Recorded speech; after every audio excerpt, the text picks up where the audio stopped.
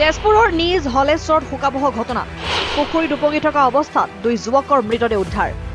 মৃত যুৱকদ্বয় পলক গগৈ তপন দাস বুলি জনা পৰা গৈছে দুয়োজন যুৱকৰ ঘৰ তেজপুৰৰ বৰুৱা চুবুৰীত মৃতদেহৰ কাষতে উদ্ধাৰ এখন মটৰচাইকেলো যুৱক দুজন মটৰচাইকেলৰ নিয়ন্ত্ৰণ হেৰুৱাই পুখুৰীত পৰাৰ সন্দেহ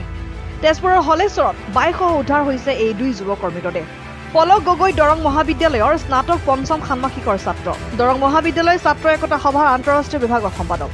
তপন গগৈ ব্যক্তিগত প্ৰতিষ্ঠানত কৰ্মৰত সোমবাৰে পলকৰ জন্মদিন আছিল নিজ গৃহত জন্মদিন উদযাপনৰ পিছত নিশা প্ৰায় 12 বজাত দুই বন্ধু ওলাই আহিছিল মটৰচাইকেল লৈ নিশাৰে পৰা দুয়ো সন্ধানহীন হৈ আছিল অৱশেষত স্থানীয় খালনীবাৰী আৰক্ষীয়ে মোবাইল ফোন ট্ৰেক কৰি দুয়োৰে উপস্থিতিৰ সন্ধান লাভ কৰে স্থানীয় লোকৰ সহায়ত আৰক্ষীয়ে অভিযান চলাই 15 নং ৰাষ্ট্ৰীয় ঘাইপথৰ দাঁতিৰ পুখুৰীত অভিযান কালত দুয়োৰে মৃতদেহ উদ্ধাৰ হয় পুখুৰীৰ পৰা উদ্ধাৰ হৈছে মটৰচাইকেলখন নম্বৰ হৈছে AS12AJ2646 আশংকা কৰা হৈছে দ্ৰুত বেগত মটৰচাইকেল চলোৱাৰ ফলতে দুৰ্ঘটনাটোত দুয়োৰে মৃত্যু হয় দুৰ্ঘটনা স্থানত ঘাইপথত থকা স্পীড ব্ৰেকাৰত খুন্দিয়াই উপৰি দুয়ো পুখুৰীত সোমাই মৃত্যুক আকোৱালি লোৱা বুলি স্থানীয় লোকে সন্দেহ প্ৰকাশ কৰিছে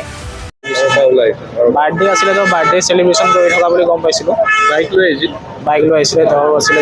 পুখুৰীটোত বাইকে সৈতে দুইজন সোমাই গৈছে তপন দাস কি হয় তপন দাসো বৰুৱা চুবুৰীৰে হয়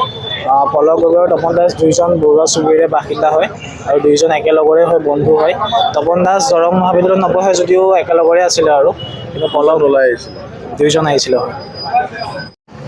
আজি ৰাতিপুৱা আপোনাৰ খবৰ পোৱা মতে আমাৰ তেজপুৰ বৰুৱা চুবুৰী নিবাসী তথা দৰং কলেজৰ এটা বিভাগৰ দায়িত্বত থকা পলক গগৈ আৰু ভাতৃপ্ৰতিম আমাৰ তপন দাস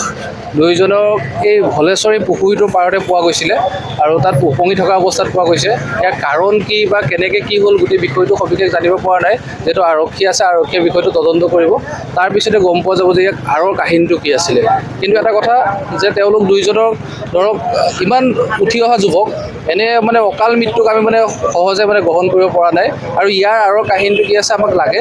আৰু বিষয়টো যাতে আৰক্ষী আৰু জিলা প্ৰশাসনে গুৰুত্ব সহকাৰে লয় পুখুৰীত পোৱা গৈছে অলপ আগতে আপোনালোকৰ আৰক্ষীয়ে উঠাই লৈ গৈছে তেওঁলোকক মৰণোত্তৰ পৰীক্ষাৰ কাৰণে দিছে গাড়ীখন ইতিমধ্যে পুখুৰীতে আছে পুখুৰীতে পোৱা গৈছে হয় পুখুৰীতে আছে হয় মটৰচাইকেল আছিলে হয় লগৰ আছিলে নাম তেওঁ পলক গগৈ বৰুৱা চুবুৰীত থাকে কি নাম পলক গগৈ আৰু লগৰজন তপন বুলি কয় পলক গগৈ মোৰ একদম ভাই নিচিনা বন্ধু আছিলে